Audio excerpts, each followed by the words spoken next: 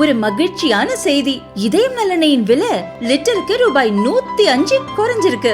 September 2023ல 1 litre இதயம் நல்லெண்ணெயின் அதிகபட்ச விலை ரூபாய் 503. ஆனா இப்ப 1 லிட்டர் இதயம் நல்லெண்ணெயின் விலை ரூபாய் 398 மட்டும்தான் தமிழ்நாட்டுல. அப்ப இனிமே எல்லாரும் இதயம் நல்லெண்ணெய் வாங்கலாம் இல்ல? ஹரியானாவில் நடந்த அரசு நிகழ்ச்சியில் பங்கேற்ற பிரதமர் நரேந்திர மோடி பல்வேறு நலத்திட்டங்களை துவக்கி வைத்தும் அடிக்கல் நாட்டியும் வைத்தார். மகாராஜா அகர்சிங் சர்வதேச விமான நிலையத்தின் 2வது முனையத்திற்காக அடிக்கல் நாட்டிய மோடி ஹரியானாவிலிருந்து அயோத்தியாவுக்கு நேரடி விமான சேவையை துவக்கி வைத்தார்.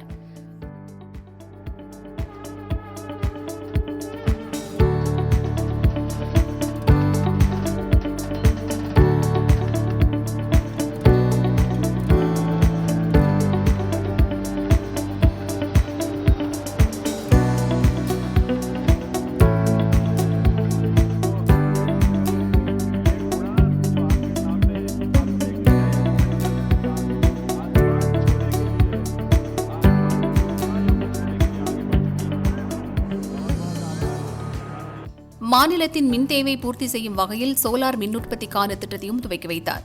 தொடர்ந்து நிகழ்ச்சியில் பேசிய பிரதமர் மோடி அம்பேத்கரின் பெருமைகளை பற்றி பேசினார். இன்று சட்டமேதை அம்பேத்கரின் பிறந்தநாள். நாட்டில் வசிக்கும் தலித்துகள், பழங்குடியினர், பிற்படுத்தப்பட்டோர், ஏழைகளுக்கு இன்று இன்னொரு தீபாவளி. கடந்த 11 ஆண்டுகால மத்திய பாஜக அரசுக்கு அம்பேத்கரின் சிந்தனைகள் வழிகாட்டுதலாக அமைந்துள்ளன. இன்று அயோத்தியாவுக்கு நேரடி விமான சேவை துவங்கப்பட்டுள்ளது. ஹவாய் செப்பல் அணிந்தவர் கூட ஹவாய் ஜஹாஜ் எனப்படும் விமானத்தில் பறக்க வேண்டும் என்பதே எங்கள் இலக்கு. நாட்டில் உள்ள ஏர்போர்ட்டுகளின் எண்ணிக்கை 150ஆக உயர்ந்துள்ளது. 90 ஏர்போர்ட்டுகள் உடான் திட்டத்தின் கீழ் இணைந்துள்ளன. விமான பயணம் செய்வோர் எண்ணிக்கை பல மடங்கு உயர்ந்துள்ளது. இதன் மூலம் பல்வேறு துறைகளில் இளைஞர்களுக்கு வேலைவாய்ப்பு அதிகரித்துள்ளது. நாங்கள் அம்பேத்கரின் சிந்தனைகளை பற்றி ஆராய்ச்சி செய்கிறோம். இதற்கு முன் ஆட்சி செய்த காங்கிரஸ் அம்பேத்கரின் சிந்தனைகளை மண்ணில் குழி தோண்டி புதைத்தன. அம்பேத்கர் உயிரோடு வாழ்ந்தவரை காங்கிரஸ் அவரை அவமதித்தது. 2 முறை தேர்தலில் தோற்கடித்தது. அவர் இறந்த பின் அவரது நினைவுகளை கூட அழிக்க நினைத்தது. அம்பேத்கர் அனைவருக்கும் சம உரிமையை விரும்பினார். காங்கிரஸ் ஓட்டு வங்கி அரசியலுக்காக அவரின் சிந்தனை கொள்கைகளுக்கு எதிராக செயல்பட்டது. SC, ST, OBC மக்களை 2ஆம் தர குடிமக்களாக பாவித்து காங்கிரஸ் ஆட்சி செய்தது.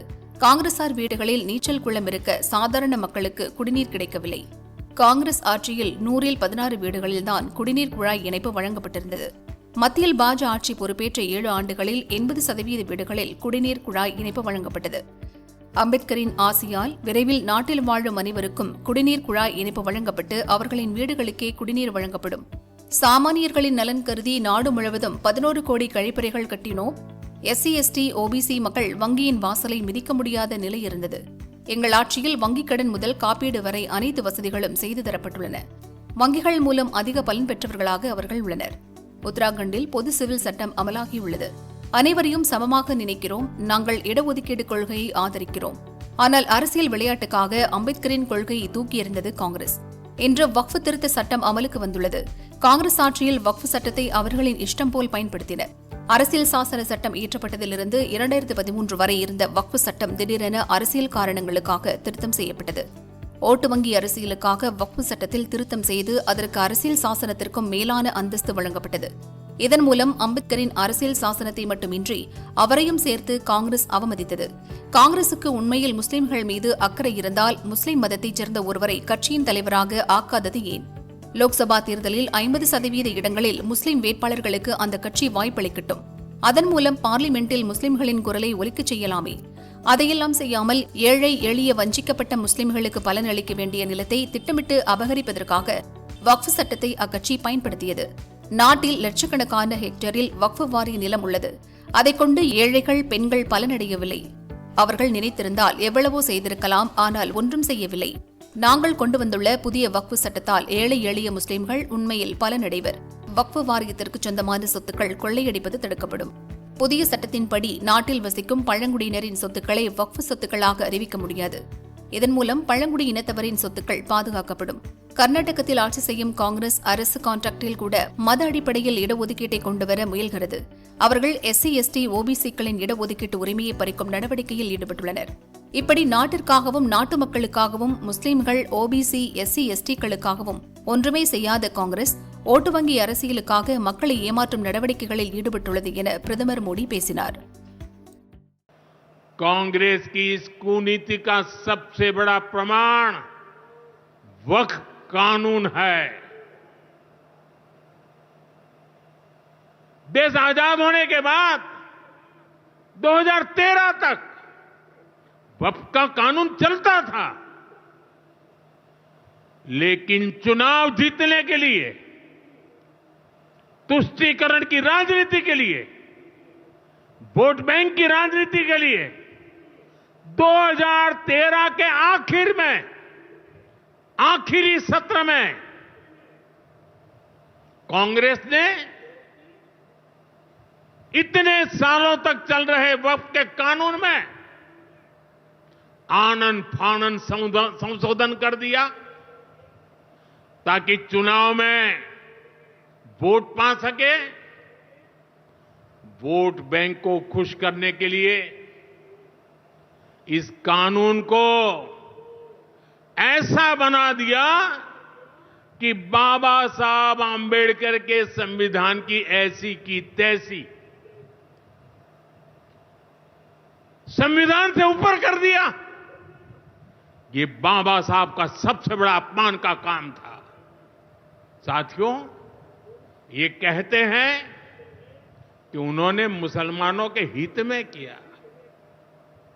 मैं जरा ऐसे सभियों से पूछना चाहता हूं, वोट बैंक के भूखे इन राजनेताओं से कहना चाहता हूं, अगर सच्चे अर्थ से आपके दिल में मुसलमानों के लिए थोड़ी भी हमदर्दी है तो कांग्रेस पार्टी अपने पार्टी के अध्यक्ष मुसलमान को बनाए।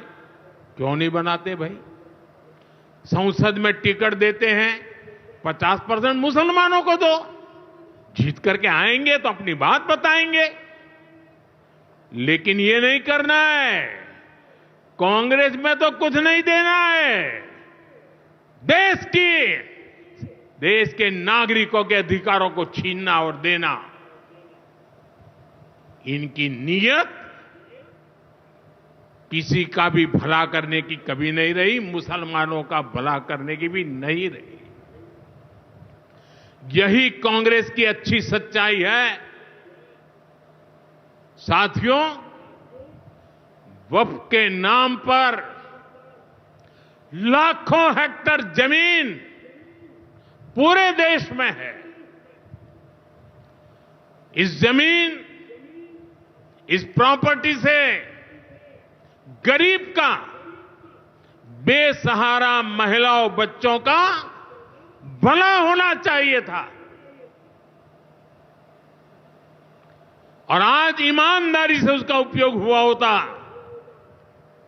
तो मेरे मुसलमान नौजवानों को साइकिल के पंक्चर बना करके जिंदगी नहीं गुजारनी पड़ती। लेकिन इससे मुट्ठी भर भू माफिया का कोई भला हुआ। पसमानदा मुस्लिम इस समाज को कोई फायदा नहीं हुआ। और ये भूमाफिया किसकी जमीन लूट रहे थे? ये दलित की जमीन लूट रहे थे, पिछड़ों की जमीन लूट रहे थे, आदिवासी की जमीन लूट रहे थे, विधवा महिलाओं की संपत्ति लूट रहे थे। सैकड़ों विधवा मुस्लिम महिलाओं ने भारत सरकार को चिट्ठी लिखी, तब जाके कानून की चर्चा आई है। वक्फ कानून में बदलाव के बाद अब ये गरीबों से जो लूटा जा रहा है वो बंद होने वाला है।